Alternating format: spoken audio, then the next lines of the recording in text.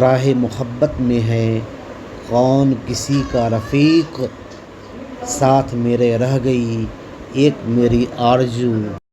علامہ اقبال کہتے ہیں کہ جب انسان عشق حقیقی میں فنا ہو جاتا ہے تو اس وقت اس کا رب حقیقی کے سوا کوئی رفیق نہیں رہتا۔ اس کی صرف ایک ہی آرزو ہوتی ہے کہ میرا رب مجھ سے راضی ہو جائے۔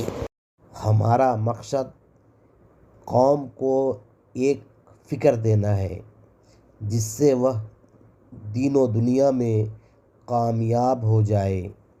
اگر ہمارے چینل کو ابھی تک آپ نے سبسکرائب نہیں کیا ہے تو کر لیں۔